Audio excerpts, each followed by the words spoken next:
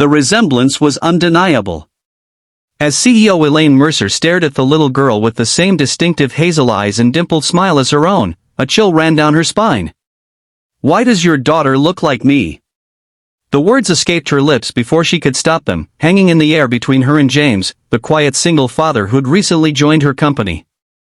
His answer would unravel a 20-year-old secret that would change both their lives forever. If you're moved by stories of unexpected connections and second chances, please like this video and subscribe to our channel for more heartfelt content that reminds us how intertwined our lives truly are. James Chen never expected to be standing in the executive suite of Mercer Technologies, much less facing such a personal question from his new boss. At 42, he'd spent the last 8 years raising his daughter Lily alone after his wife's death. Taking this job had been about stability, a steady paycheck, good benefits, and regular hours that meant he could be home when Lily returned from school. He never imagined it would lead to this moment. "She's adopted," James said quietly, watching Elaine's expression carefully. "8 years ago, my wife and I adopted her when she was just a few days old. Her birth mother wanted a closed adoption." Elaine gripped the edge of her desk, her knuckles turning white. "When is her birthday?" "April 17th, James replied, confusion evident in his voice. The color drained from Elaine's face. April 17th, exactly 20 years after she'd given birth in secret as a terrified 18-year-old college freshman with dreams too big to include a baby. The child she'd never held but had thought about every single day since. "I need to sit down," Elaine whispered, lowering herself into her chair. James remained standing, concern etched across his features. "Ms. Mercer, are you all right?" The irony wasn't lost on Elaine. At 38, she'd built an empire, revolutionized tech manufacturing, and made her first billion before 35. Yet her greatest accomplishment might be standing in the lobby downstairs, waiting for her father to finish his meeting with the boss. "I think," Elaine began, her voice trembling, "I might be your daughter's birth mother." The silence that followed felt eternal. James stared at her, processing her words, seeing the resemblance that had been obvious from the moment he'd walked into her office with Lily's school photo on his phone background. That's not possible," he finally managed, though his voice lacked conviction. April 17th, 2018.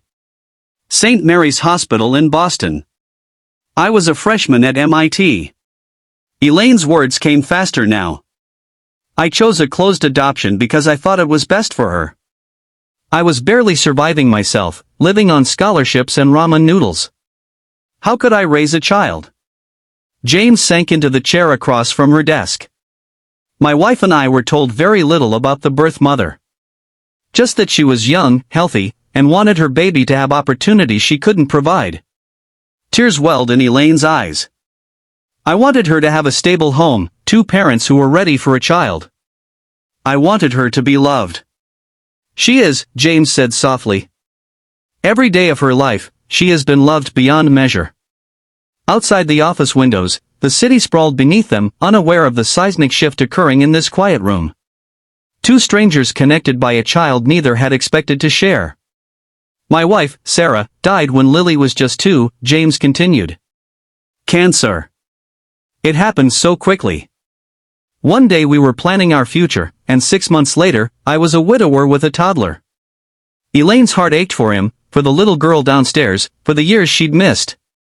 "I'm so sorry." "Don't be," James said. "Sarah gave me the best years of my life, and she gave me Lily. After she died, Lily became my entire world. Everything I do, every decision I make, is for her." "Including taking this job?" Elaine asked. James nodded. "My previous company was downsizing. I needed something stable. Your company offered the best benefits package for families." He paused, the irony of the situation hitting him. "I never imagined I'd be working for her biological mother," Elaine finished. The weight of coincidence, or perhaps something more, settled between them. What were the odds that out of all the companies in the city, James would apply to hers? That out of all the qualified candidates, her HR team would select him? That he would happen to have his daughter's photo visible during their first meeting? "What happens now?" James asked, the practical question cutting through the emotional haze. Elaine took a deep breath. That depends on what you want. What you think is best for Lily. She knows she's adopted, James said. Sarah and I always believed in honesty. We've told her what little we knew about her birth parents, that they were young and wanted her to have a good life. I was 18, Elaine said softly. Her father was my high school boyfriend. When I told him I was pregnant, he disappeared. I haven't seen him since. She looked up at James. I've never regretted giving her up, because I knew I couldn't give her what she deserved then. But I've thought about her every single day. James nodded, understanding in his eyes. Would you like to meet her? Properly, I mean. The question hung in the air, heavy with possibility. Elaine had imagined this moment countless times over the years, but now that it was here, she felt unprepared. Yes, she whispered. But only if you think it's right. You're her father, James. You know what's best for her. She's downstairs in the lobby right now, James said. We were going to get ice cream after my meeting. She's been curious about her birth mother lately. Asking questions I can't answer. Elaine's heart raced. She's here? Now. James nodded. Would you like me to bring her up? Elaine stood, smoothing her skirt with trembling hands. Yes. No. Wait. She took a deep breath. Maybe we should meet somewhere less formal. Not as CEO and employee, but as whatever we are to each other now. Co-parents? James suggested gently. The word sent a wave of emotion through Elaine. Parents. She had never allowed herself to use that word in relation to herself and the baby she'd given up. There's a small park across the street, she said. Maybe we could all get that ice cream together? James smiled, the first genuine smile since this conversation began. I think that would be perfect. As they rode the elevator down to the lobby, neither spoke. The enormity of what was about to happen filled the small space between them. When the doors opened, James spotted Lily immediately, sitting in one of the plush lobby chairs, her nose buried in a book, just like Elaine had been at that age. Lily, James called softly. The girl looked up, her hazel eyes, Elaine's eyes, lighting up at the sight of her father. She tucked her book into her backpack and bounded over. Dad! Are you done already? Can we get chocolate chip cookie dough? James placed a gentle hand on his daughter's shoulder. Lily, this is Ms. Mercer. She's the CEO of the company. Lily looked up at Elaine with curious eyes. Hello, she said politely, extending her hand the way her father had taught her. It's nice to meet you. Elaine took the small hand in hers, feeling a connection that transcended the physical touch. It's very nice to meet you too, Lily. Your father and I were just talking, and we thought maybe I could join you for ice cream? If that's okay with you. Lily looked between the two adults, sensing something significant but unable to place it. Sure, she said with a shrug. Do you like cookie dough too?